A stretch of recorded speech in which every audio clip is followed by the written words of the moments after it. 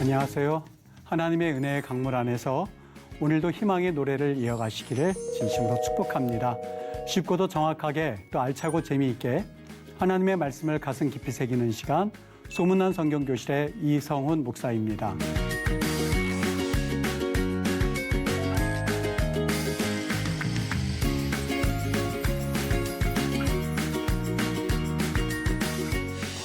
지난 시간에 나눈 내용을 기억하시지요? 시편 42편을 중심으로 해서 존귀를 망각한 나라고 하는 주제를 가지고 우리 같이 은혜를 나눴습니다. 오늘 여러분과 나눌 이야기는 시편 46편을 중심으로 해서 성 안의 시내라고 하는 주제를 가지고 같이 은혜를 나누도록 하겠습니다.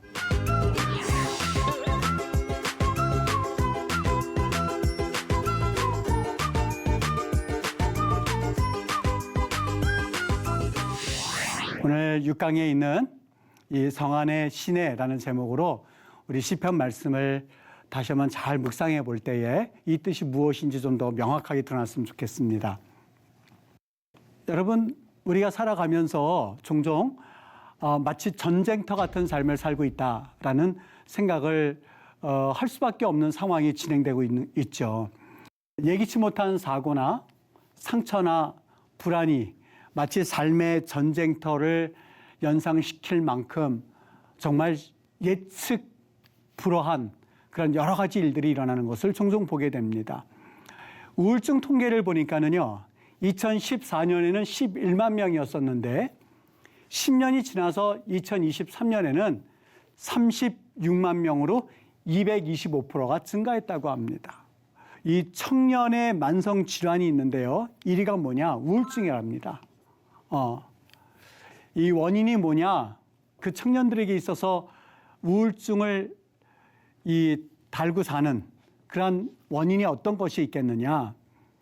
고용 불안이 있고 주거비가 부담이 되어지고 그리고 SNS 비교를 통해서 나는 저들의 삶과 비교해 볼 때에 참 비참한 삶을 살아가고 있구나. 상대적인 박탈감을 느끼기도 하고요.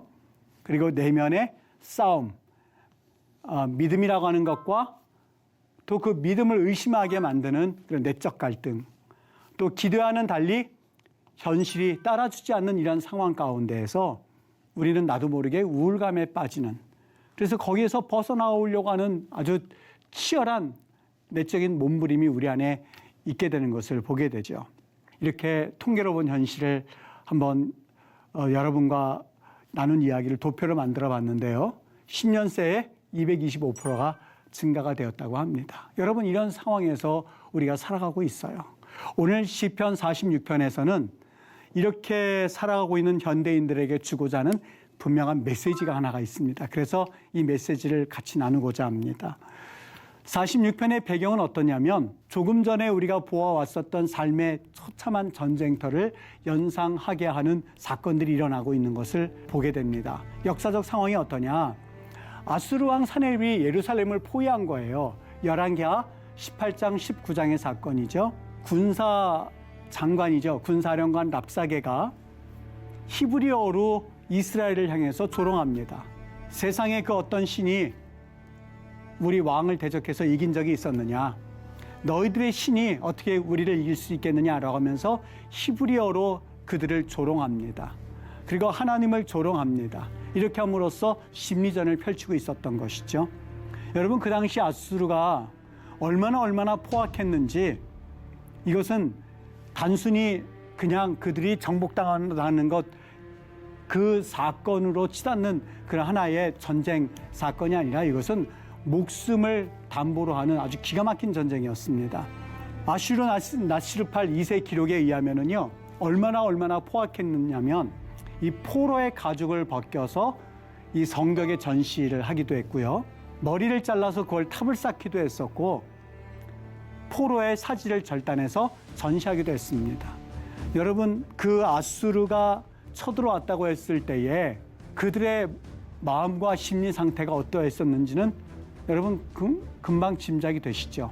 아마 정말 마음 상태가 무너졌을 겁니다. 그래서 기록에 의하면 이스라엘의 젊은이들 중에서는요, 아수르가 쳐들어왔다고 하는, 그들을 포위했다고 하는 그 소식 하나만으로도 이미 자결한 사람들이 꽤 있었다고 전해지고 있습니다. 그러니까 그 아수르가 그들을 포위했다는 것은 자신들이 어찌할 수 없는 그 무력감에 빠지기도 하고, 불면증에, 사회적 단절이죠. 외부와의 연락이 차단되어져 있는 현대인들, 또 절망과 냉소, 하나님이라고 해서 내 지금 상황을 어떻게 바꿀 수가 있어? 내가 이렇게 물론 기도를 하지만 이 기도가 응답이 되겠어? 라고 하는 스스로 자학하게 되는 그런 상황에 빠지게 되는 것이죠. 시편 77편에서는요, 이러한 심리 묘사를 여러 가지 그 말로써 하는 것을 보게 됩니다. 이를테면 영혼이 위로받기를 거절하였도다, 심령이 상했도다, 괴로워 말할 수 없도다 라고 하는 그런 표현으로서 사실 심리 상태가 무너져 있는 그러한 모습들을 우리에게 종종 알려주고 있는 그러한 구절들입니다. 여러분, 고대나 지금이나 동서고금을 막론하고 오늘 이 시편 46편의 역사적 배경을 통해서 사실 그들의 좌절감은 우리가 겪고 있는 좌절감, 또 우리가 겪고 있는 좌절감은 그들의 좌절감과 별반 다를 바 없는 현대인에게도 나타나는 그런 좌절감일 거예요. 근데 이때에 시편 46편이 우리에게 이렇게 이야기를 하고 있습니다. 하나님은 큰 도움입니다. 땅이 변하든지 산이 흔들려 바다 가운데 빠지든지 여러 가지 절망적인 상황 가운데서 취직과 학업과 재정적인 문제와 인간관계와 가족들의 문제, 그걸 다 표현하고 있는 산이 흔들려 바다의 가운데 빠지든지 어떤 상황 가운데서도 내가 두려워하지 아니할 겁니다. 그 이유는 뭐가 있을까? 한 시내가 있어 나뉘어 흘러. 이게 무슨 말일까? 여러분, 이것은 지리적인 표현인 것 같죠? 지리적인 표현인 것 같지만 이 지리적인 표현 외에 또 다른 의미가 담겨져 있어요. 그거를 좀 한번 보기를 원해요. 이게 무슨 말일까? 한 시내가 있어 나뉘어 흘러. 여기 시내라는 말이요, 나하르라고 되어 있습니다. 나하르. 여러분이 나하르라고 하는 말은요, 나하르라고 하는 이 말은 강이란 뜻입니다. 근데 이 강은요, 단순히 그냥 흐르는 강을 의미한다기보다도요, 히브리에서 나하르 말은 1년 12달, 1년 12개월 동안 물이 흐르고 있으면 그것은 무조건 나하르입니다. 폭이 크든 폭이 작든 상관이 없습니다. 물이 흐르기만 하면, 1년 12달 흐르기만 하면 도랑 같은 개천이라 한다 할지라도 그건 나하르입니다. 반면에 나할이 있어요. 나할. 나할은 이거는 여름에는 물이 흐르지 않고 있다가 겨울에 비가 오면 물이 흐르는 것을 일컬어서 나할이라고 그럽니다. 이거는 폭이 몇 킬로미터가 되는 장소도 있어요. 그 물이요, 그냥 한꺼번에 쏟아져 내려오는데 얼마나 장관입니다. 강처럼 큰 곳도 있는데 이건 모두 나할이라고 그러지 이걸 나하르라고 말하지는 않아요. 그러니까 1년 12달 유프라데스 강이나 아니면 티그리스 강처럼 1년 12달 그 나일강 같은 그런 강 1년 12달 흐르는 거는 무조건 나하르입니다. 작아도 나하르입니다. 그런데 여기 한번 보시면 한 시내가 있어 나뉘어 흘러 지존하신 하나님의 성소를 기쁘게 하도다. 이건 예루살렘을 말하고 있거든요. 예루살렘. 그런데 여러분, 예루살렘에는요, 이 유프라데스나 티그리스나 그다음에 나일강 같은 그런 강이 없어요. 나하르가 없어요. 거기는요. 산지 700m 내지는 800m 위에 있는 그런 고지대거든요. 여기에 무슨 나하르가 있겠어요. 나하르가 없습니다. 예루살렘의 지리에는요, 유대 산지에 위치해 있어서 이러한 강과 같은 큰 나하르가 없습니다. 성 안에 자연적인 상시 수원도 사실상 없습니다. 그래서 식수 확보가 어려워요. 그래서 아수르가 쳐들어왔을 때에 예루살렘 성을 그냥 포위만 하고 있었어도 이것은 얼마 못 가서 항복할 것이다 라고 하는 생각 때문에 그들을 포위했었던 것이죠. 그런데 이러한 상황 가운데서 46편 4절에 보면 한 시내가 있어서 나뉘어 흐른다. 여러분 이것은 어떻게 보면 그냥 지리적으로는 불가능한 선언이라고 볼 수밖에 없는 상황이에요. 지금 예루살렘에 강이 없는데요. 자, 지금 아수르가 포위하고 있고 사람들이 이제는 예루살렘 성읍에 있는 사람들이 얼마 못 갈 것이다 하면서 그들이 다 포위하면서 머리를 자르고 살가죽을 벗길 만한 그런 포악한 사람들이 그들을 둘러싸고 있는 데서 4절에 시내가 있다, 나하르가 있다라고 하는 것은 어떻게 보면 우리가 선뜻 이해되지 않는 표현이라고 볼 수 있는 거죠. 나하르가 없고 나하르가 있다고 하는 선포는 비현실적이고 역설적 고백입니다. 여러분, 저는 이걸 이렇게 표현했어요. 이건 허풍과 호언처럼 보일 수 있는 선언이에요. 왜요? 예루살렘에는 사실상 나하른 고사하고 나하르조차 없어요. 통장은 텅 비어 있는데, 그리고 취업은 실패했는데, 병상에 누워 있는데, 세상은 너 망했어 라고 말하고 있는데, 미래가 전혀 보이지 않는데 만일 그 사람이 사람들에게 선포했다고 생각해 보십시오. 나는 이제 능력이 있어. 나는 병이 나았어. 나는 풍성한 사람이야 라고 말할 때 여러분 그것은 믿음의 외침이라기보다도 허풍과 실언과 호언처럼 보일 수 있는 것이죠. 4절이 그렇게 보이는 거예요. 4절이 그렇게 우리에게 그런 인상을 주는 구절이에요. 근데 이게 왜 그렇게 했을까? 여러분 근데 그것은 사실이었었어요. 어떤 면에서 사실이냐면 여러분 아수르가 그렇게 물과 식량을 차단하고 지속적인 식수를 공급하지 못하도록 그렇게 포위했을 때에 한 가지 히스기야 시대 때 8세기 말이죠. 대략 한 주전 725에서 701년 그 사이에 어떤 일이 있었냐면 히스기야 왕이 그 당시 이 나하르를 만들기로 작정했던 거예요. 어떻게 만드냐? 여기 보시죠. 이게 다윗성이에요. 다윗성인데 성 바깥에 기온샘이라는 그 샘이 하나가 있었습니다. 근데 이 샘은 성 안으로 나와 있는 샘이 아니라 성 바깥에 나와 있는, 여기 성이 보이시죠? 성 바깥에 있는 성 외쪽에 있는 그 샘이에요. 근데 이 샘을 안으로 파 들어가기 시작했던 거예요. 그래서 이 샘을 파고 들어가서 성 안으로 끌어들였어요. 그래서 그 샘을 만드는데 그게 뭐냐? 여러분이 알고 있는 실로암 연못입니다.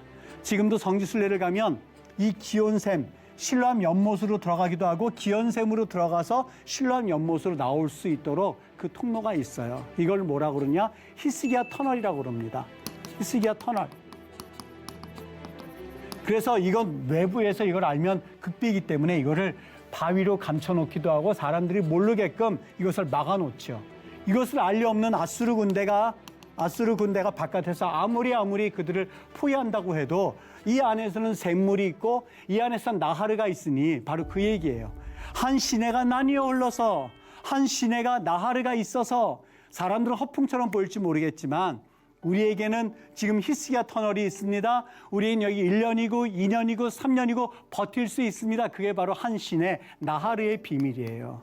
그러니까 여러분 이 나하르는 단순히 지정학적인 그러한 표현일 수는 있겠습니다만 이것은요 뭘 의미하느냐?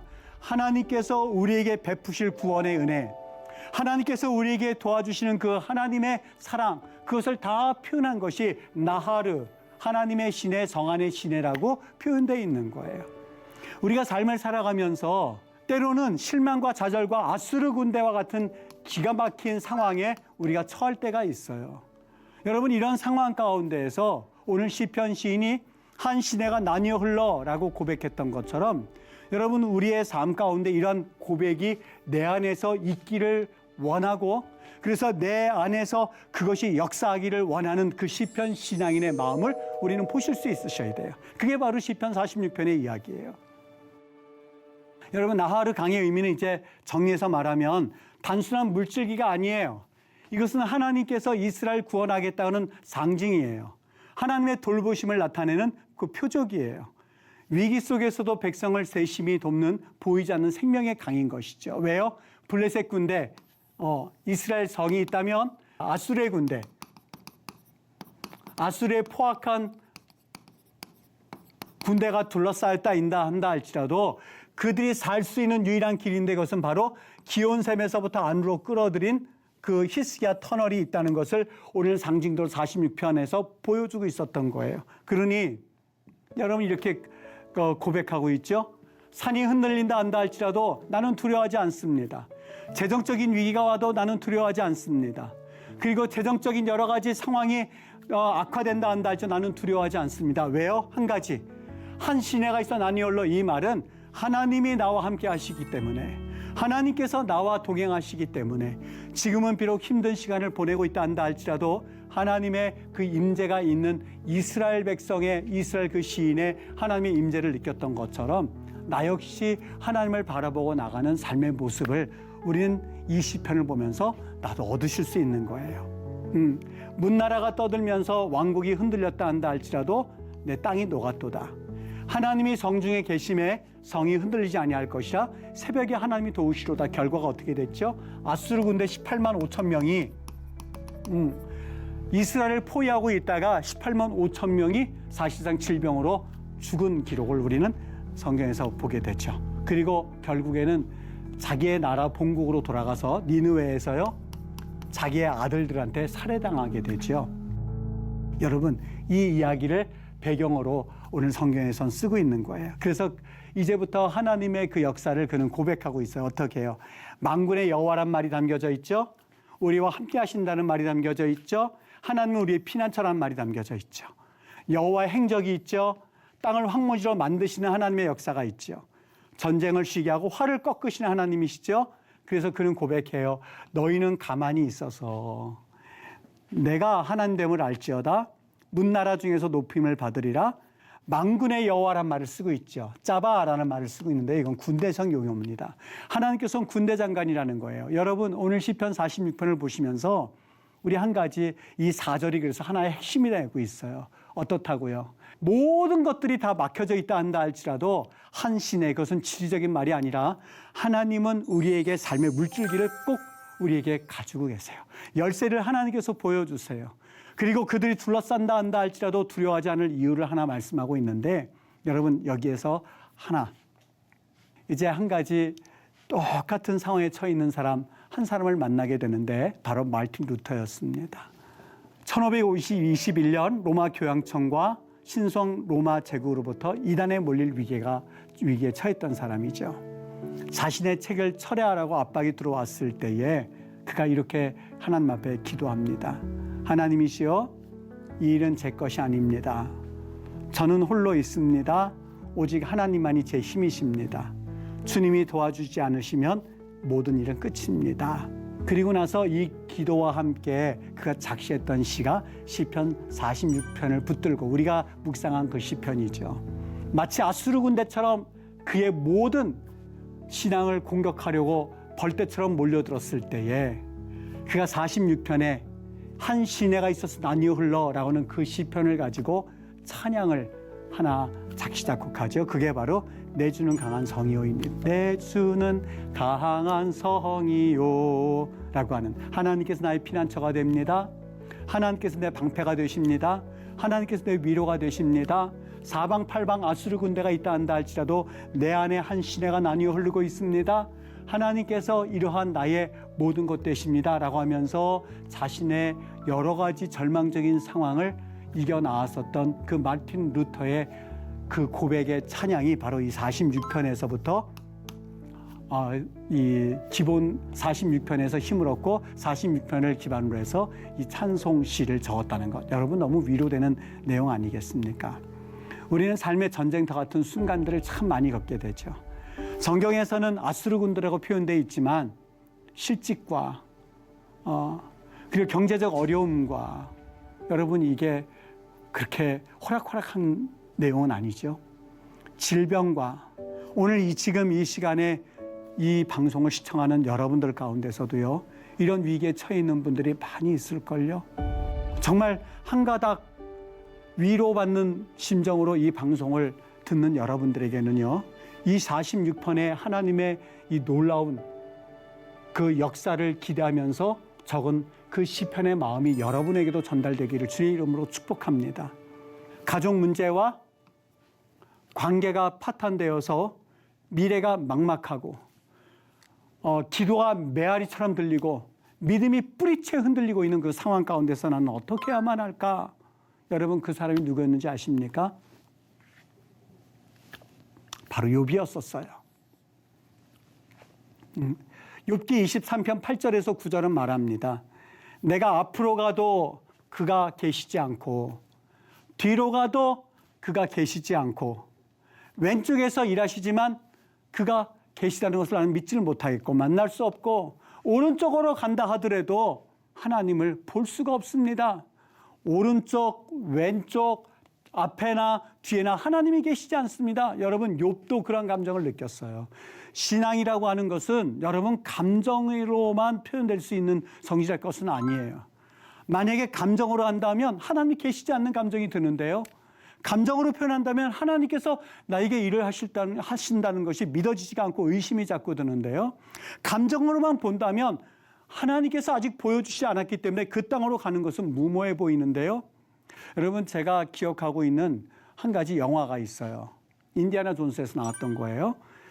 그 길을 가야 되는데 분명히 그 책에는 거기 길이 있는 거예요. 근데 보니까 길이 없어요.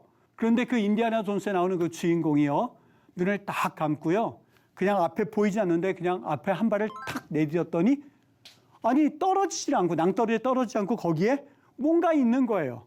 모래를 뿌려봤더니 거기에 눈에 보이지 않는 길이 있었던 거예요. 믿음은 바로 그거예요. 여러분, 보이지 않고 손엔 잡히지 않는다 한다 할지라도 그냥 눈을 감고 첫 발을 내딛었던 것처럼 말씀에 의지해서 걸어가는 거예요. 욥을 보세요. 앞에서도 하나님께서 계시지 않는 것 같고 뒤로 가도 하나님께서 계시지 않는 것 같고 좌를 바라보나 우를 바라보나 하나님이 계시지 않는 것 같아요. 의심이 들 수밖에 없는 상황이죠. 그런데 그가 갈 수 있었던 유일한 이유가 있었어요. 그러나 내가 가는 길을 그가 아시나니. 야다예요. 야다. 이것은요, 친구 관계가 아니에요. 히브리에서 아니 마키르오타, 나는 저 여자를 압니다. 마카르라고 하는 것은 그냥 안다라는 뜻이에요. 그냥 나 저 사람이 있는 누구라는 것을 알고 있어. 그거에 불과해요. 근데 야다라고 하는 것은 정말 그 사람의 성품과 또한 그 사람의 행동 양식과 모든 것을 다 아는 것을 걸어서 야다라고 표현하고 있어요. 하나님은 우리를 그렇게 아신다는 거예요. 너 지금 실족하고 있구나. 너 지금 낭망하고 있구나. 너 뭐 때문에 좌절하고 있는 거 내가 다 알고 있지. 그렇기 때문에 여러분, 보이지 않는다 하더라도 그 나를 알고 계시는 하나님을 바라보면서 눈을 감고 내가 첫 발을 내디딜 수 있는 것, 이것이 바로 신앙의 모습이에요. 여러분, 신앙은 감정으로 해서 하나님이 없는 것처럼 느껴진다고 해서 우리가 실망하거나 낭망하는 것은 사실상 진정한 믿음이라고 볼 수 없어요. 믿음은 내 감정과는 상관이 없이 하나님 앞에 순종하며 나아가는 것, 그것이 바로 믿음이에요. 오늘 욥이 그랬어요. 그가 고백할 수 있었던 이유는 정말 하나님이 믿어지는 감정으로서가 그가 고백한 것이 아니에요. 내가 가는 길을 그가 알고 계시기 때문에 앞, 뒤, 전, 후, 좌우를 보더라도 하나님이 계시지 않고 보이지 않는다 한다 할지라도 그는 하나님 앞에 그 길을 담대히 걸어갈 수 있었던 거예요. 오늘 버티고 감사할 수 있는 힘은 인간의 힘이 있기 때문이 아닙니다. 그것은 보이지 않는 시내가 흐르고 있기 때문에 그래요. 그래서 시내가 나뉘어 흘러라고 하는 것은 지리적인 표현이 아니라 이것은 시편 46편에서 언급되어진 하나님의 임재를 상징하고 있어요. 하나님의 임재예요. 여러분에게 있어서 하나님의 임재는 뭐라고 표현할 수 있겠습니까? 여러분에게 있어서 하나님의 임재는 그저 내가 마음에 의심이 들어도 주일날 뚜벅뚜벅 예배 자리에 가서 앉아 있는 것. 내가 의심이 들어도 물질적인 시험이 있어도 하나님 앞에 헌신하며 살아가는 것. 내가 때로는 하나님이 왜 이렇게 하시지라고 함에도 불구하고 하나님 기도 자리에 그대로 있는 것. 여러분, 그것이 바로 욥이 하나님 앞에 자신의 믿음을 표현했던 것처럼 믿음의 외침을 여러분 외치십시오. 하나님께서는 결코 우리를 내버려 두지를 않으세요. 하나님의 기적을 반드시 보여주시는 것. 이것이야말로 하나님을 믿는 백성들의 특권이지 않겠습니까? 사랑하는 여러분, 오늘 우리 46편을 다시 한번 묵상해 보시면서 우리 하나님 안에서 여러분이 경험하는 그 시내가 나뉘어 흘러 강처럼 이루어지는 그 삶의 모습은 무엇인지를 잘 잘 간직하여서 하나님 앞에 정금과 같이 나올 수 있는 그런 믿음의 은혜를 꼭 가지시기를, 또 우리 하나님께 주시는 믿음의 선물을 꼭 받으시기를 주님의 이름으로 축복합니다.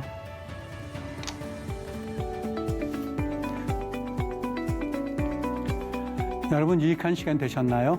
오늘 수업은 유튜브를 통해서 다시 보실 수 있습니다. 시편의 말씀을 마음에 품고 또 하나님의 위로와 사랑을 가슴 깊이 누리시는 여러분 되시기를 바랍니다. 다음 시간에는 진정한 회개라는 제목을 가지고 하나님의 말씀을 같이 나누고 은혜 받도록 하겠습니다. 여러분, 말씀의 은혜로 기쁨이 넘치는 하루 되시기를 바랍니다. 다음 시간에 반갑게 찾아뵙도록 하겠습니다. 감사합니다.